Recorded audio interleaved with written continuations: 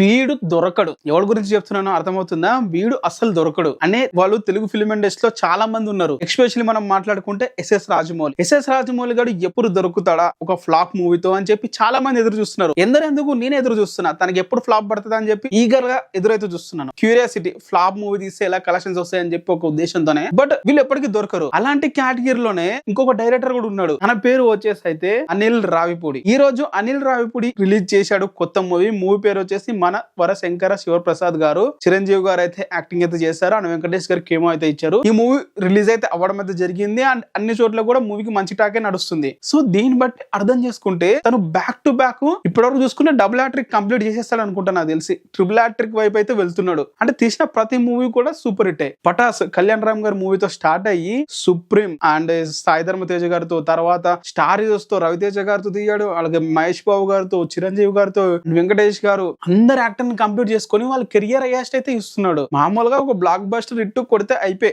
పర్లే. ఇప్పుడు ఎస్ఎస్ రాజమౌళి ఏంటి, ఏ యాక్టర్ తో తన మూవీ తీసినా వాళ్ళ కెరియర్ లో హైయెస్ట్ కలెక్షన్స్ ఇస్తాడు. అనిల్ రావిపూడి గారు తను ఇప్పటి వరకు తీసిన ప్రతి యాక్టర్ తో వాళ్ళ కెరియర్ బిగ్గెస్ట్ గ్రాసెస్ అయితే ఇచ్చాడు. మీరు చూసుకోండి, సుప్రీం సాయి ధరమ్ తేజ్ కి కెరియర్ హైయెస్ట్ కలెక్షన్స్ అవి. పటాస్ ఇప్పటికి career highest collections Kalyan Ram గారికి. రవితేజ గారికి బెస్ట్ హిట్ మూవీ ఏదైనా ఉందంటే రాజా ది గ్రేట్. అండ్ వెంకటేష్ గారి కెరియర్ హైయెస్ట్ సంక్రాంతికి వస్తున్నాం 300. మహేష్ బాబు గారి సర్లేడు నీకెవరు, అది ఇప్పటికి biggest highest grosser Mahesh Babu గారి కెరియర్ లో. ప్రతి ఒక్కరికి కెరియర్ హైయెస్ట్ ఇస్తున్నాడు. తిన ఒక మరో రాజమౌళి అనే చెప్పాలి. సో అందరు కూడా అనుకున్నారు ఈ మూవీ చిరంజీవి గారితో తీస్తున్నారు కాబట్టి ఈ మూవీతో కూడా దొరికేస్తాడు. సో ఈ మూవీ డెఫినెట్ గా ఫ్లాప్ అయిపోతుంది అని చెప్పి అయితే అనుకున్నారు. ఇప్పుడు టాక్ చూస్తే మాత్రం లేదు, వీడు దొరకడు అని చెప్పి అయితే క్లియర్ కట్ గా అర్థమవుతుంది. సో ఈ వీడియో నేను చేయడానికి స్పెషల్ గా కారణం ఏంటంటే, అసలు అనిల్ రావిపూడి గారు ఎందుకు మూవీస్ అంతగా సక్సెస్ అవుతున్నాయి అంటే, చాలా మంది డైరెక్టర్స్ ఉన్నారు కదా, తినకంటే బాగా టెక్నికలిటీ క్వాలిటీ ఫిల్మ్ తీసే వాళ్ళు ఉంటారు కదా, ఎందుకు అయినా కూడా వాళ్ళ మూవీస్ ఫ్లాప్ అయ్యి తిని మూవీస్ జస్ట్ ఏదో కంప్లీట్ చేసేయాలని చెప్పి షూటింగ్ కంప్లీట్ చేస్తాడు కదా, ఎందుకు ఇద్దరు మూవీ హిట్ అయితే అది కూడా వాళ్ళ కెరియర్ హైయెస్ట్ గ్రాసెస్ ఎందుకు అవుతున్నాయి అని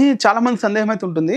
దాని మీదనే మాట్లాడతాం. ఫస్ట్ ఆఫ్ ఆల్ వచ్చేసి అనిల్ రావిపూడి గారు ఒకటే మైండ్ లో పెట్టుకున్నారు, తను ఏ మూవీ తీస్తున్నాడో తనకు కంప్లీట్ గా ఒక ఐడియా అయితే ఉంది. ఫర్ ఎగ్జాంపుల్ రీసెంట్ గా రాజాసాబ్ రిలీజ్ అయింది. రీసెంట్ గా ఎగ్జాంపుల్ తీసుకుందాం. ఆ మూవీ అనుకున్నప్పుడు ఏం చేశారు, సింపుల్ గా ఒక సింపుల్ బడ్జెట్ 100 కోట్ల బడ్జెట్ తో సింపుల్ గా ఒక అర్రర్ మూవీ తీయాలని చెప్పి ప్రభాస్ గారు. సో వాళ్ళు అలాగే తీస్తే అయిపోయేది. బట్ డైరెక్టర్ గారు వెళ్తూ కొద్ది ఏమనుకున్నారు, ప్రభాస్ గారు ఉన్నారు, తన బ్రాండ్ ఉంది కాబట్టి మూవీకి 500 కోట్లు బడ్జెట్ పెట్టారు. సో తను ఏం తీస్తున్నాడో క్లారిటీ లేకుండా మధ్యలో మిస్ఫిల్ అయితే అయ్యాడు. ప్రతి ఒక్కరు కూడా ఇలానే, ఇంత తోపు డైరెక్టర్లు అయినా కూడా ఏదో ఒక దగ్గర వాళ్ళైతే మిస్కాలిక్యులేషన్ చేసి వాళ్ళు ఫ్లాప్లు అయితే తెచ్చుకుంటారు. బట్ ఎస్ఎస్ రాజమౌళి అనిల్ రావిపూడి గారి దాంట్లో ఉన్నది ఏంటంటే, వాళ్ళు ఏ మూవీ తీస్తున్నారో వాళ్ళు ఫుల్ క్లారిటీ అయితే ఉంటుంది. వాళ్ళు ఏ ఆడియన్స్ కోసం తీస్తున్నారు అనేది కొంచెం క్లారిటీతో ఉంటారు. ఫర్ ఎగ్జాంపుల్ అనిల్ రావిపూడి గారు తను ఎవరి కోసం మూవీ తీస్తున్నాడు, తను తీసేది ఫ్యామిలీ ఆడియన్స్ కోసం. అంటే ఫ్యామిలీ ఆడియన్స్ అంటే వాళ్ళకి సపరేట్ గా కేటగిరీ అంటే ఉండదు.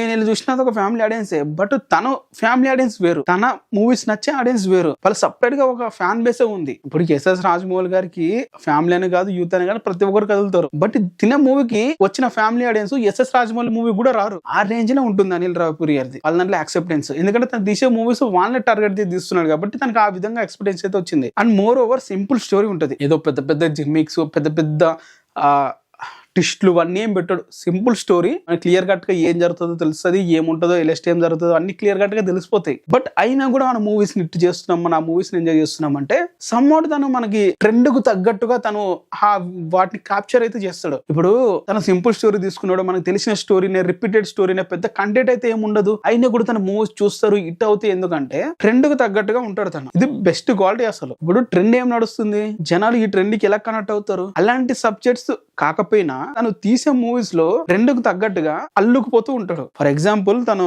రీసెంట్ ఒక ఇంటర్వ్యూలో అన్నాడు, డైలాగ్స్ గానీ తన మాటలు గానీ ప్రతి ఒక్కరు కూడా తను నిజ జీవితంలో జరిగే సీక్వెన్స్ నుంచి, వాళ్ళు మాట్లాడే మాటల నుంచి తీసుకుంటాడంట. సో ఇలాంటి డైరెక్టర్లు, ఇలాంటి రైటర్లు వాళ్ళు ప్రస్తుతం ట్రెండ్ ఏం నడుస్తుంది వాటి మీద ఉద్దేశంలో పెట్టుకుని వాళ్ళ స్టోరీస్ గానీ ఇవన్నీ గానీ రాసుకుంటారు. సో ఆ విధంగా వాళ్ళకైతే ఒక విధంగా పేరైతే తీసుకొని వస్తుంది అని చెప్పి తనాలి. చాలా మంది స్ప్రెస్ చేసి చెప్తూ ఉంటారు, అనిల్ రావిపూడి గారి మూవీస్ కి రివ్యూ ఇచ్చే వాళ్ళని చూస్తుంటే నాకు పిక్చర్ ఆఫ్ అయితే వస్తుంది. అరే మూవీ బాగాలేదు, నాకు వర్కౌట్ కాలేదు, అనిల్ రావిపూడి గారిది ఎప్పుడు అదే గోలా ఉంటది, ఏముంటది అని చెప్పి అనుకుంటారు. బట్ వాళ్ళ రివ్యూలు చూస్తుంటే నాకు నవ్వు వస్తుంది. మీరు ఎన్ని కథలు పడండి, మీరు ఎన్ని రివ్యూలు ఇచ్చుకొని మూవీని తొక్కడం చేయండి, తన ఆడియన్స్ వేరు, తను చూసే మూవీస్ ఫ్యాన్స్ వేరు. తన మూవీని ఫ్లాప్ చేయడం ఎవరి వల్ల కాదని చెప్పి మూవీతోనే సమాధానం ఇస్తాడు. సో మూవీస్ రివ్యూ ఇచ్చే వాళ్ళని, అంటే రివ్యూ చూసే వాళ్ళు కూడా వాళ్ళ రివ్యూని పెద్దగా పట్టించుకోరు. అనిల్ రావిపూడి గారి టార్గెట్ ఆడియన్స్ ఎవరో మనందరూ తెలుసు. సోషల్ మీడియాలో ఉండే 20% ఆడియన్స్ అసలు సినిమా లవర్సే కాదు, 80% ఆఫ్లైన్ లో ఉంటారు చూడండి. ఈ సోషల్ మీడియాకి దూరంగా ఎటువంటి అప్డేట్లు తెలుసుకోకుండా, ఎటువంటి న్యూస్లు వినకుండా ఉండే వాడి దగ్గర నుంచి వచ్చే ఫస్ట్